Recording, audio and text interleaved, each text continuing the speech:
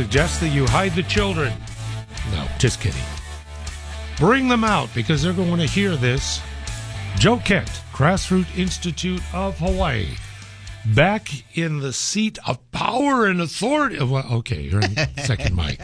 Brother Joe, it's good to see you. Good to see you too, Rick. How you been? Very good. Yeah. We're having fun at the Grassroots Institute of Hawaii, Hawaii's only free market think tank. Mm-hmm. And boy, is it needed. Oh, boy, I'll tell you that right now. And that's why I'm so glad that we connected. And thank you for reaching out and reminding how important it is our conversations can be. That said, more on Grassroots. How can folks access and support?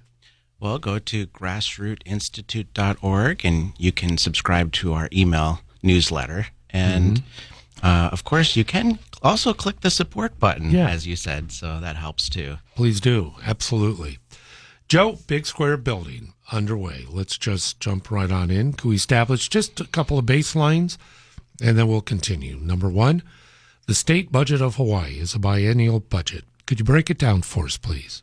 Well, it's $20 billion, and the problem is it's overspending by about $1.8 billion.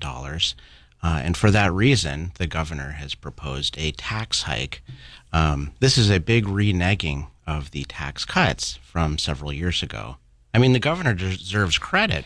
Several years ago, he did implement the income tax cut along with the legislature, and that was scheduled to go in year by year. It get bigger and bigger every year. But now their spending plans are, overruling the tax cut, and they're going to pause, quote unquote, this tax cut moving forward. Well, if you weren't listening closely, that sounds like a tax hike, actually. See, thank you for that. Yeah. I don't mean to interrupt, but just to clarify, we talk about a $20 billion biennial budget, so our budget is $10 billion per fiscal year. Oh, actually, it's $40 billion on the biennium. It's $20 billion per year. And then $10 billion just for the general fund. So, okay. Yeah. There we go. Just want to make sure in regard to that. The governor mentioned at his State of the State that there is a pause on the cuts that were proposed. I have been contacted by the governor's office saying, no, there's no cuts. So I am of the same mind, is that if you promise this and you eliminate it, then that in essence is a cut from what you proposed. Yeah, that's right. Basically. That's right. It sounds like a tax hike to me. I mean, I was counting on the money. A lot of people in Hawaii were counting on this money. And we need it to survive the cost of living. I mean, this is thousands and thousands of dollars for every family in Hawaii.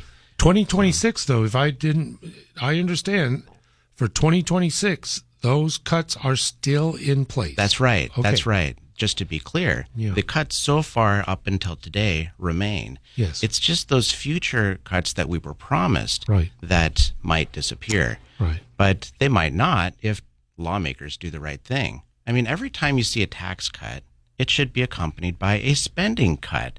So we had the tax cut. Now, where's the spending cut? And that's my next question to you.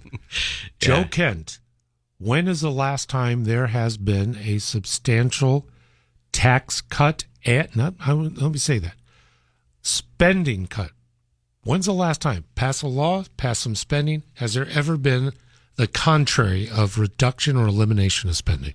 I can't remember. I looked into the history for this, and even right through COVID, right through the pandemic, the budget grew and grew, and so we're at a record high budget right now, and we're talking about tax hikes. Well, I think it's time for tax cuts, and if you look at the budget, there's so many places to cut. That's exactly right. Boy, thank you for that. Joe, I'm going to go back to the pandemic for just a moment. We had talked about, and the infusion of federal monies was astounding. Multiple billions of dollars were received by the state and by correlation counties, including Honolulu. And the mayor comes on regularly and says, this is what we spent. This was the rent relief. This was the anti-eviction. This was this, that. Okay. From the state, I've never heard a breakdown of the multiple billions, how they were spent, but I did hear about funding of DHHL. I heard about spending incredible amounts in other areas, but I never heard about, did we get too much and did we ever give it back? That's right. And you know, there was so much money that we're still spending it today. In fact, there was just a hearing where the education department was being grilled on what are all these trips to Korea. It sounds like a junket, you know, and the education department said, "Oh, don't worry, those were the COVID funds," you know. Man. So we're still spending them today, but a big chunk of those COVID funds actually were for the extra pay for government workers during the hazard pay. You know, private sector workers did not get hazard pay for working. I got an Pandemic. ID that said I could go to work. That's right. Yeah. But public sector workers got a huge hazard payout. This was negotiated by the unions, and this is, you know, at least $1 billion, could be more, hundreds of millions of dollars in extra monies every year. And that's actually part of the reason, I think, for the overspending in future years. I mean, the unions just went through big negotiations, and they're finalizing that this year. And if you look at the union negotiation line item in the state budget, it's $1.8 billion. So that seems to match exactly the tax hike that they're wanting. So We are being told by the administration, due to the previous government shutdown, the demands on the state budget for things such as for food and more, those expenditures was necessitated by the federal government. And you hear it all the time. Because of the federal government, we ... Your thoughts? It's all smoke and mirrors. The money for this government shutdown was, I don't know, 10 million, 20 million. It was in the tens of millions of dollars. We're talking about $2 billion here when it comes to what they say is needed for the tax hike. So this isn't about a government shutdown or health expenses that's pocket change in the budget. $10 million sounds like a lot of money, but compared to the tax hike, it's pocket change. And actually, if you look at the Medicaid spending before the pandemic, it was, low. It was lower than it is today. So the pandemic happened, the Medicaid spending spiked, and now it's coming down. It's still higher than before the pandemic, though. So, we have to put all this in perspective. It's amazing. It's 7:19 in the morning with Joe Kent, Grassroots Institute of Hawaii. I want to, we'll open up the phone lines in a moment, but still would like to continue on this tack. UHERO has issued yet again another report. It is indicating cost of living is just a partiality of people's concerns. It's about, do I have a future in Hawaii? Will I be able to afford, not just now, but what can I work toward? Because it's an opinion of a lack of confidence that anything's going to change year after year. Your thoughts from the Grassroots Institute, cost of living, affordability, and the future. Well, the numbers just came out from the census that we are again experiencing an outflow. People are leaving the state because of the high cost of living. There's been many studies on this. And I think there are two roads that a policymaker can take to help solve this. One is, the cost of living is high, so we need to dole out money from the government to help supplant that in various, subsidies for businesses and that's one way. But the only way to do that is to raise taxes on the very people that you're trying to help. The other way to do this, the other road, is to lower taxes so that those people can then more easily survive life in Hawaii. And actually, what happens when you do that is oftentimes they are able to contribute to the economy. I mean, just think about all the people that have left and all the people that might leave in the future. They are a drain on the economy. This is all the people who are contributing to all the businesses and even nonprofits and donations to the hospital. People say, oh, even wealthy people, get out of here, wealthy people. You know how much they donate to the hospital and local charities and everything? You know, if the residents of Hawaii leave, who's going to be here to keep things going? That's exactly right. I mean, this is a 31-year-old conversation. And as a matter of fact, Grassroot has been on top of this many different areas, but this aspect. You had features that, why are we leaving Hawaii? I remember that wasn't that long ago. Yeah. So this isn't breaking news from Yujiro and others. That's right. And at first they thought, oh, maybe people are coming back. It was interesting. Last year there was a snag in the census numbers having to do with immigration or something. But when we look at the numbers more clearly now, that just came out last week, we can see, no, it's a big outflow. They're still leaving. I think it was a number of about 22,000 plus at about a 1.7% of population. And that we're second to last in the country with that amount of outflow. It's in the Northeast, can't recall. But staving that off, I know I have 2 kids. 50% of them are gone, are leaving. Zoe's here to finish school, and she has a wonderful career opportunity to bolster her next steps, but she's going. She's gone. Yeah. I shared that out of 10 kids in our family, that 7 had left for the mainland. Yeah. That's amazing. And this is over the last 24 years. It's not just, recent. We've been suffering from this, Joe, for so very long. Why do we stay in place? Why? Well, we can't if we want to change things. The only way to change is to change. And, if lawmakers continue, just like you said, when's the last time there's been a spending cut? Well, I hope that there's one this year. I mean, lawmakers really need to do the right thing. There's a few lawmakers who seem to at least be saying that they want to cut back or limit spending, and they're afraid of raising taxes. Because remember, this is an election year. Yeah. So, I think they could actually get reelected by, running on a campaign of, look, we saved the tax cuts. So let's, give them the good ideas to be able to win their election. It's interesting. Would you identify them as Republicans or Democrats? Well, it would be mostly Democrats, of course, but Republicans, some too, have their own favored spending ideas. We've got spending ideas. We're supposed to be cutting, and I went through the list of new spending ideas.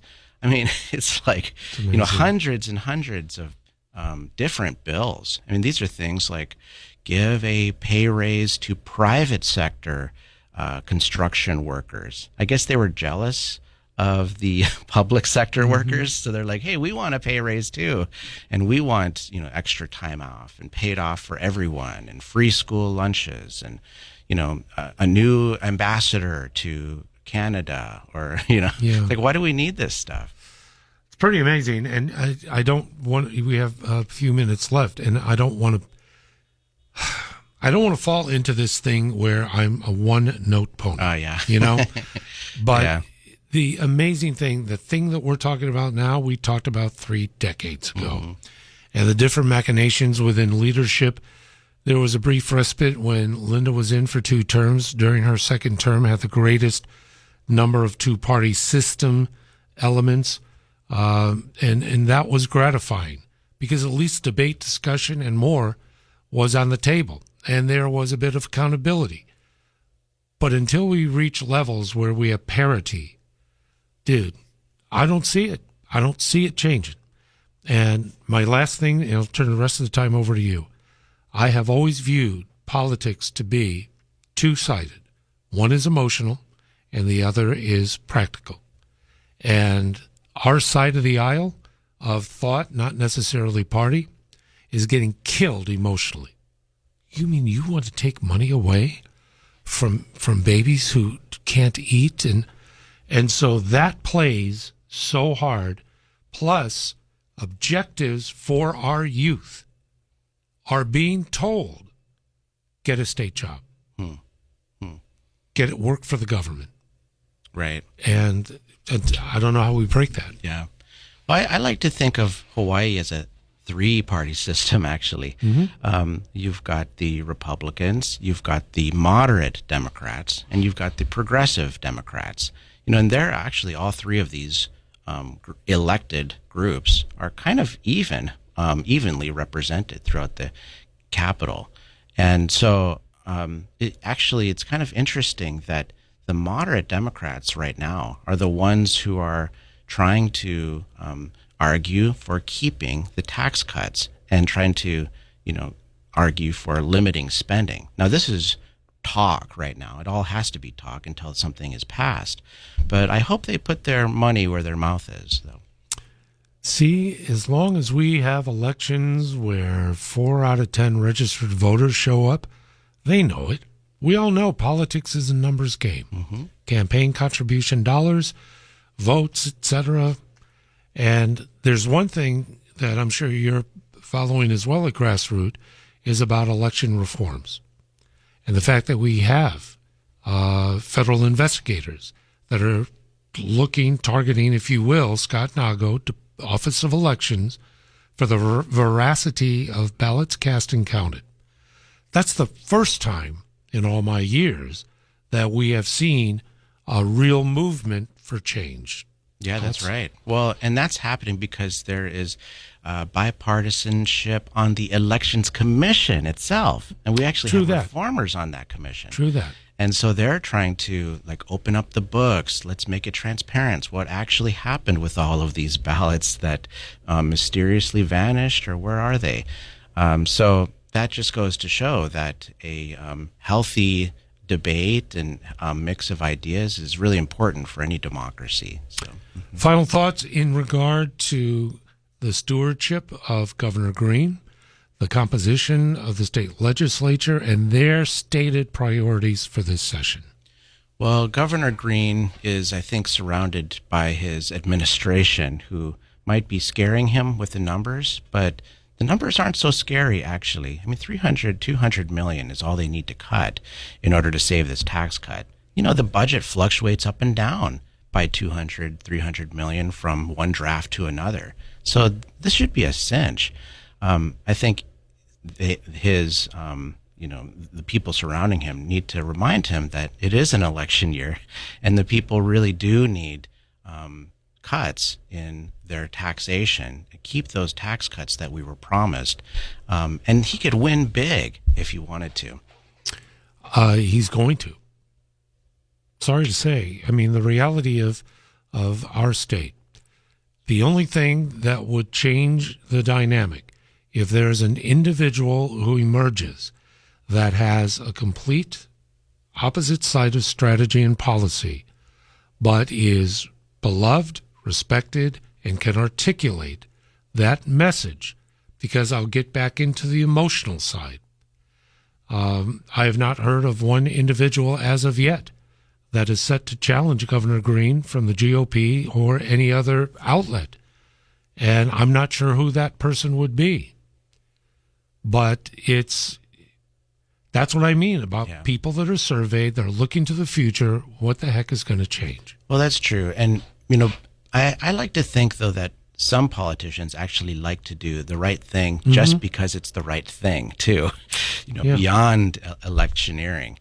And so I think that Governor Green has a spark of that as well. Let's hope so.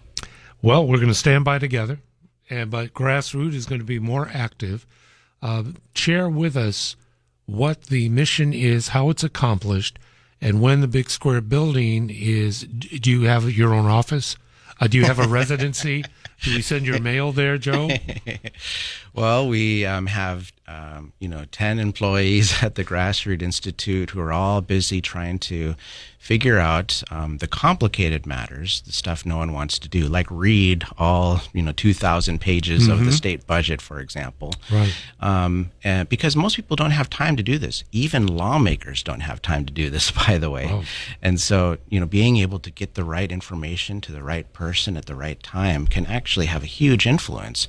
And so that's what we do. But we also need to educate not just lawmakers, but the public as well. So subscribe to our Instagram at Grassroots Hawaii, and we try to break it down in funny meme videos. Right. That yes, they're funny, but they're actually very important. No, I appreciate them, and that's been the siren call for all these years, is to share information. There's no way, there's no way I should still be employed. I have a counter opinion to what is perceived to be the majority of people. I tend to be maybe a little outspoken on a couple things. And it's an AM radio station. In the days of Siri and all this technological spot and all this, there's no way I should still be here. And the only way it is, I agree with you, resonating with folks who love, care, and are concerned about their home. And that's what conversation is good for. I might sound negative of saying, no way he's going to lose. Well, I'm just trying to be very practical and very real. But if we aren't, then we may not have the full motivation to change what we can. So I'm very appreciative of what you and the team do. Yeah, thank you. That information is key. Well, let's hope we inform the electorate so they act wisely during the election. Amen.